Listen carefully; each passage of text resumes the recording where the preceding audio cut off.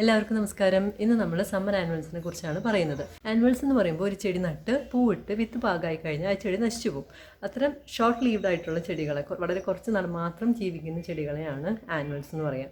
അപ്പോൾ സമ്മർ ആനുവൽസിൻ്റെ ഒരു life span എന്ന് പറഞ്ഞിട്ടുണ്ടെങ്കിൽ ഫെബ്രുവരി മാസം മുതൽ സെപ്റ്റംബർ വരെയൊക്കെയാണ്. ഈ ഒരു കാലയളവിൽ നന്നായിട്ട് പൂവിടുകയും ചെയ്യും. അത് കഴിഞ്ഞ് വിത്ത് പാകമാകുമ്പോൾ അത് നശിച്ചു പോവുകയും ചെയ്യും. ഈ വേനൽക്കാലത്ത് നമ്മുടെ പൂന്തോട്ടത്തിനെ മനോഹരമാക്കാൻ നമ്മളെ സഹായിക്കുന്ന ഒരു 4 സമ്മർ ആനുവൽസിനെയാണ് നമ്മളിന്ന് പരിചയപ്പെടാൻ പോകുന്നത്. വാടാമല്ലി നമുക്ക് എല്ലാവർക്കും വളരെയധികം പരിചയമുള്ള ഒരു ചെടിയാണ്. നമ്മുടെ നാട്ടിൽ സാധാരണയായിട്ട് കാണുന്ന ഒരു കളർ എന്ന് പറയുമ്പോൾ ഈ ഒരു പർപ്പിൾ കളറാണ്. പക്ഷേ അത് മാത്രമല്ല, പിങ്കും വൈറ്റ് കളറിലും ഉള്ള വെറൈറ്റീസ് അവൈലബിൾ ആണ്. എൻ്റെ വീട്ടിൽ ഈ 3 കളേഴ്സും ഉണ്ടായിരുന്നു. പക്ഷെ പിന്നീട് വീട് പണിയൊക്കെ നടന്ന സമയത്ത് എനിക്ക് ആ വിത്തൊന്നും സൂക്ഷിക്കാൻ പറ്റിയില്ല. അങ്ങനെ അതെല്ലാം നശിച്ചു പോയി. ഇപ്പോൾ ഈ കളർ മാത്രമേ ഉള്ളൂ. വാടാമല്ലിക്ക് നമ്മൾ ഒരുപാട് കെയർ കൊടുക്കേണ്ട കാര്യമില്ല. സൂര്യവെളിച്ചത്തിൻ്റെ കാര്യം പറയുകയാണെങ്കിൽ സമ്മർ ആനുവൽസ് എന്ന് പറയുമ്പോൾ തന്നെ അറിയാം, അത് ഫുൾ സൺലൈറ്റ് ഇഷ്ടപ്പെടുന്ന ഒരു ചെടിയാണ്. ഇനി പാർഷ്യൽ സൺലൈറ്റ് ആണെങ്കിലും കുഴപ്പമില്ല. എന്ന് വെച്ചാൽ ഒരു സമയത്ത് മാത്രം സൂര്യവെളിച്ചം, ഒന്നില്ലെങ്കിൽ രാവിലത്തെ മാത്രം അല്ലെങ്കിൽ വൈകിട്ടത്തെ മാത്രം, അങ്ങനെയാണെങ്കിലും അതിന് കുഴപ്പമില്ല. ഇനി ഇതിൻ്റെ പൂവ് പെട്ടെന്ന് വാടുകയില്ല. കുറേ നാൾ നമുക്കറിയാലോ, അതിങ്ങനെ ഉണങ്ങി പോവുകയാണ് ചെയ്യുക കുറേ നാൾ നിന്ന് കഴിയുമ്പോൾ. അതുകൊണ്ടാണല്ലോ അതിന് വാടാമല്ലി എന്ന് പേര് തന്നെ. ഇതിൽ പൊതുവേ അങ്ങനെ രോഗങ്ങൾ വരുന്നതൊന്നും നമ്മൾ കണ്ടിട്ടില്ല.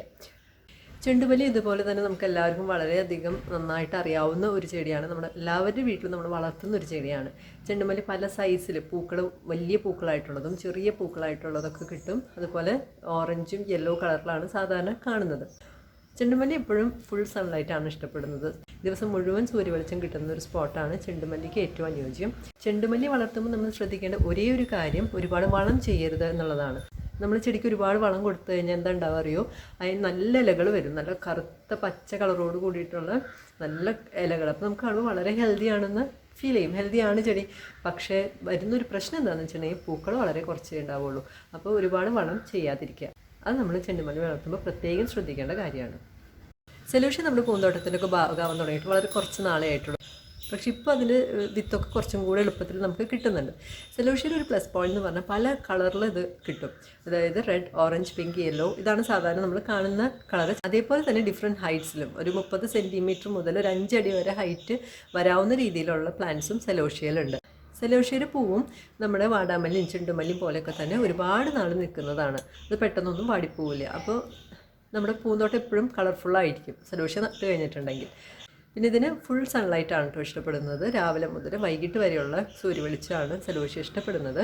പാർഷ്യൽ സൺലൈറ്റും അത് വളരും. പക്ഷേ പൂക്കൾ നല്ല ബ്രൈറ്റ് കളേർഡ് ആവണമെങ്കിൽ ഫുൾ സൺലൈറ്റാണ് സെലോഷ്യ ഇഷ്ടപ്പെടുന്നത്. ഗൈലാർഡിയ സാധാരണ ഒരു ബോർഡർ പ്ലാന്റ് വെറൈറ്റിയിൽ വരുന്നതാണ്. 20 സെൻറ്റിമീറ്റർ മുതൽ 30 സെൻറ്റിമീറ്റർ വരെയാണ് അതിൻ്റെ മാക്സിമം ഹൈറ്റ് വരുന്നത്. നമ്മുടെ നാട്ടിൽ യെല്ലോ കളേർഡാണ് കൂടുതൽ കോമൺ ആയിട്ടുള്ളത്.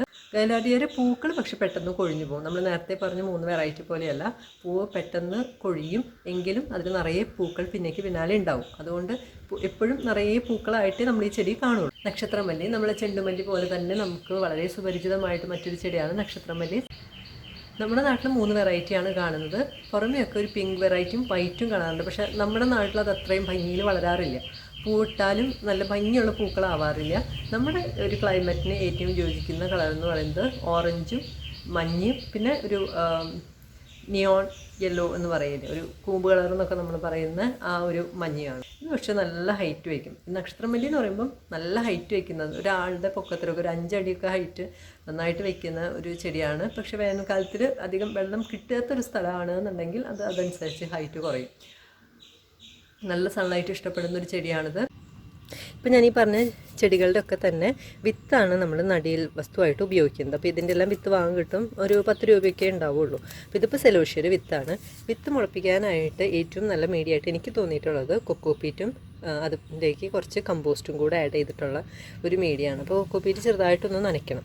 എന്നിട്ട് അതിലേക്ക് കമ്പോസ്റ്റും ചേർത്ത് നന്നായിട്ടൊന്ന് മിക്സ് ചെയ്യുക. ഇപ്പോൾ ഞാൻ ഈ പറഞ്ഞ സമ്മർ ആനുവൽസിൻ്റെ എല്ലാം വിത്ത് പാവേണ്ട കറക്റ്റ് ടൈം എന്ന് പറയുന്നത് ഫെബ്രുവരി ആയിരുന്നു. അപ്പം ഇപ്പോൾ ഒരു മാർച്ച് ഒക്കെ പകുതി ആകുമ്പോഴേക്കും പൂവിട്ട് തുടങ്ങുമല്ലോ.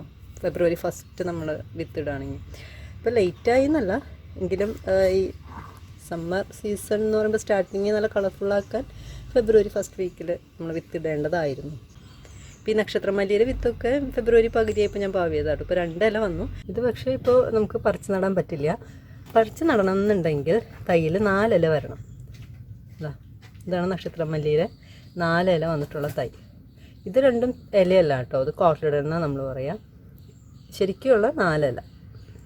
ഈ ഒരു സ്റ്റേജ് എത്തുമ്പോഴാണ് നമുക്കിത് പറിച്ച് നടാൻ പറ്റുള്ളൂ. ഇന്നത്തെ വീഡിയോ എല്ലാവർക്കും ഇഷ്ടപ്പെട്ടു എന്ന് വിചാരിക്കുന്നു. നമുക്ക് അടുത്ത ആഴ്ച വീണ്ടും കാണാം.